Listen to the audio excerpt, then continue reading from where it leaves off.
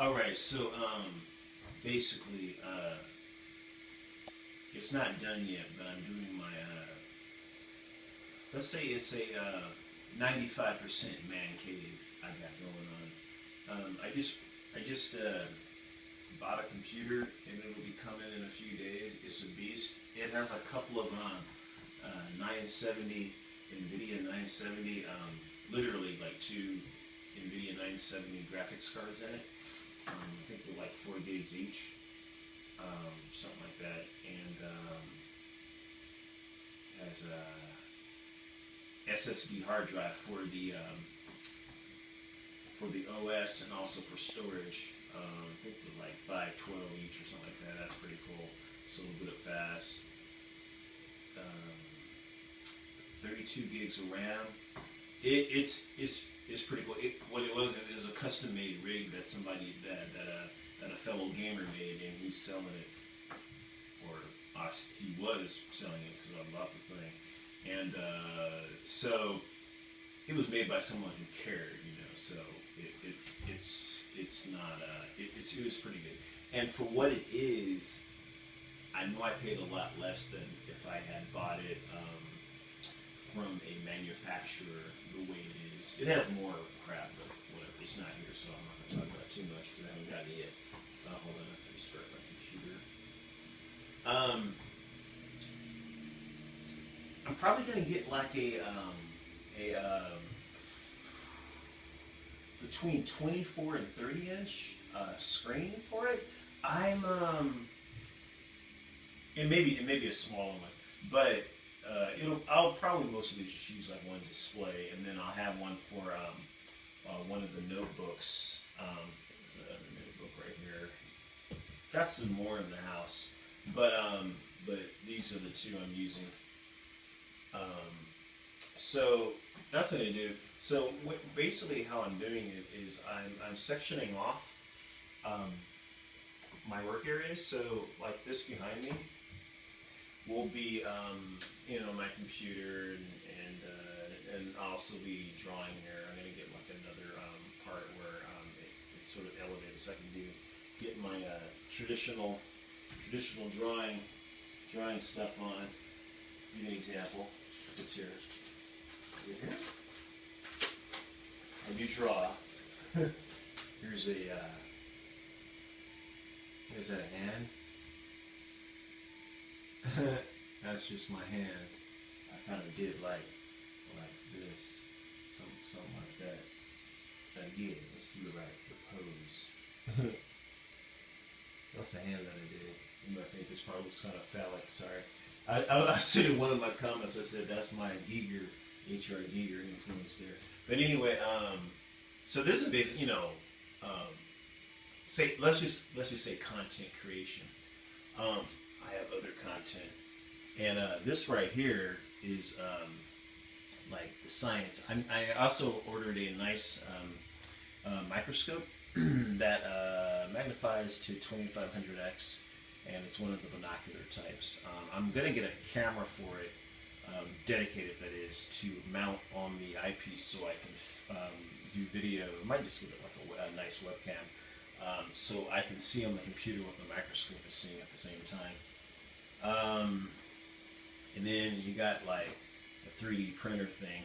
I actually made this this cover to go on here to keep in the heat. I'm also going to put something on the top so the thing becomes like a big easy bake oven. So that's just some nice industrial strength Velcro.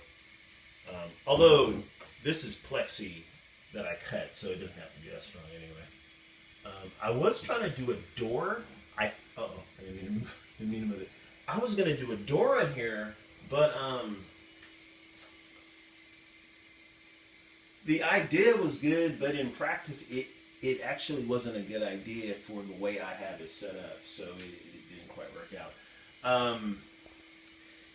Because I moved to Japan, so there's a lot of stuff I just couldn't bring over, and a lot of things I had to get rid of, so I had to repurchase things. But the good thing about it is I'm doing it my way. Oh, also a little project I was working on. Let's see it. It's probably behind me. This beast Let's turn it around. Yes, it's a colander, but it's being used as a Wi-Fi transmitter receiver type thing. Got a big ass tripod for it. I made the mount on the back. I made this, I just put it together. You know, it's PVC pipe. It rotates too. Although this thing doesn't need to rotate, it's collecting so much. It's pretty good. Yeah, you know, bought all the pieces and put it together. When I go into a hardware store, I see potential. This part right here is actually from a Yagi antenna, so the powered part, and yeah, it's on a suction cup. It's mounted in the middle right here. That's pretty cool.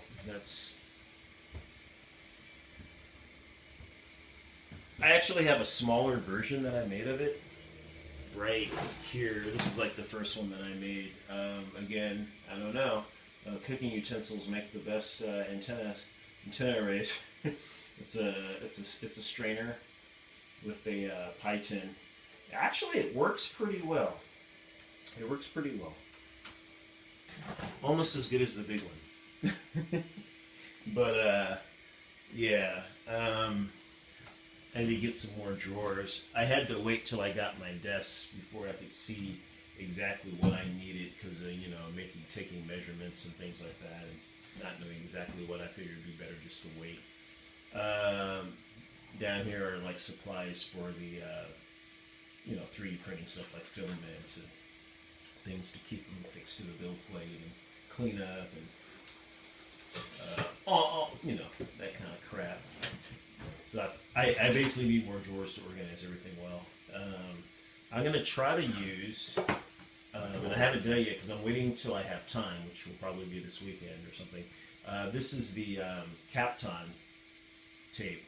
I guess NASA originally made this up, but it's good for heat and things like that, heat resistant and things like that. But it actually makes a good medium for 3D printing. They say it's expensive since I don't have a reference point. I have no idea. Whatever. I've never, you know, I bought it, but it's not like I've been doing it for that long where I'm like, oh, this is cheap versus expensive, so whatever. I guess that's relative to, you know, who's spending the money on it. Some people spend their money on clothes or whatever. I spend mine on tech. I use my money to acquire tools that will increase my knowledge, and by increasing my knowledge, I acquire wealth. So there you go. You know, I don't do drugs, whatever if you do, but that's what I do. I get the natural high. And as I say that, you see these syringes in here. This is actually for like you could use it for computers, or in my case, I'm using it for biology type stuff. Oh, the stuff in here, these aren't for like putting into your skin or anything like that. They're not even sharp, actually. But, oh, I forgot to say, well, I'm going to leave that. I forgot to say I'm doing a little experiment here. And this one happens to be the most promising. It's basically doing some experiments with PVA, polyvinyl acetate or alcohol, I forget what. Well, anyway, PVA material. This right here is sort of a colloid. It's kind of you know, sort of gel-like. Right now, it's almost a solid. I'm actually doing something, designing a fishing lure for a friend, something that's flexible, and I'm also going to be able to impregnate the bait into the actual lure, but I want it to be kind of flexible so it can wave around like a fish. I'm also working with, it would actually have like a movement and it would be powered. But I was thinking about this is going to be in salt water. Um, Basically, using the salt water as the other part to the battery that will power this thing. Get the electrolyte action on. So I basically have half of the components that make up its power source are inside it. The other half is coming from the environment. Because the basic battery is, some metal, copper, or aluminum. You can get salt water, something to soak up the salt water to keep it there, because you don't want to have to keep rotating it to get those, to get that positive and negative atoms moving around. So you want that substrate to hold the salt water, and that will be in here. And then you want some copper, some carbon in there. So basically, but in this case, the salt water would complete the battery, and this thing basically, as long as it's in water, would have a charge and would do what it's supposed to do, which is attract fish. Some quick movement. It's kind of weird, it's sort of combining technology and biology. It's sort of an organic, inorganic materials that would, I don't know, it's kind of hard to explain. I'm one of those people, I kind of understand it once I do it. So I'm just going to do some experiments that I can basically have it do almost like a reflexive response, even though the thing's not alive, but there will be some components of it that kind of are. And it has to do with something else that I made years ago. That's pretty interesting that I can't really talk about at length. That's why I'm waiting for the rest of my equipment to come, which will be cool. But it'll be awesome. You'll see the results. I'm not gonna reveal all my secrets. It's pretty cool because it's something I made up. It may have potential for other things besides what I'm doing. It's just an excuse for me to actually get back to work on it. Anyway, that's pretty much it. It's about two nice tables. I'm gonna be getting more stuff. I'm gonna get like a drill press, and I might get a laser cutter, but I might not, because I don't know if I'm going to be using that all the time. I have a need for a drill press because I need precision and I need it to be repeatable, and I can't use my hand drill and expect to be accurate. It is a good one. I like it. Let's check it out real quick. I'm definitely trying not to knock over anything. Yeah, I'm not even organized yet. Okay, so let's. It's a little one, it's not for like, you're not going to build a house with it, but it's good for what I'm doing, because I have to kind of make everything miniature. But it's pretty cool. It's a Black & Decker AutoSense. So it has this feature when you're using the drill setting, not the drill, the screw type thing. It will actually stop when it senses that it's actually made it into the material, so that the motor doesn't overspin and strip something, or just put too much torque on it and mess up something. Basically it kind of stops when it should. If you want to continue, you can, and we'll do it in increments, but it's pretty cool. But it's only for one setting, and not for the other setting that where you actually are straight up drilling holes and stuff. And then it has a nice little battery indicator.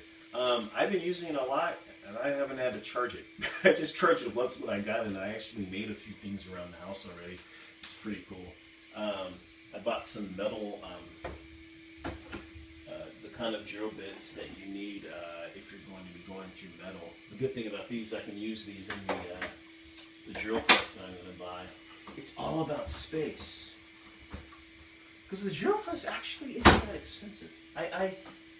I mean, I don't have a reference point on buying those things, but I just thought that owning one it'd be like very price, like maybe thousands of dollars US, but it seems pretty good, like it'll do the job, and it was like 100 and some change, so I was like, okay, sounds good to me. But if I don't have the room, I can't get it. I don't want it to be cramped. I want it to be functional and neat and yeah, and nice and compact. So, but in this case, everything that's here now, I knew that it was going to be the way it was. I knew there was going to be at least 3 separate areas, and I actually might even get separated. But one thing I'm going to do for the science section is get some more, or at least one sheet of this this mat, which will be good for repelling any weird. I'm probably not going to be using too many solvents, but it is good for any liquids that might tend to want to react with the table. the rubber will take it all. Plus, it's non-conductive, so you know it also will work as a you know, electrical discharge mat as well. So that's pretty cool as well. Although I'm going to be doing some experiments with electricity. Basically biotech stuff, and that's what I'm going to be doing. Besides being an illustrator, I also have a background in biology. So I was doing biotech stuff years ago, right when that word was made up. Yeah, so we'll see how that goes. That's it for now. I will come back to this when it is more complete. It'll be cool. Later.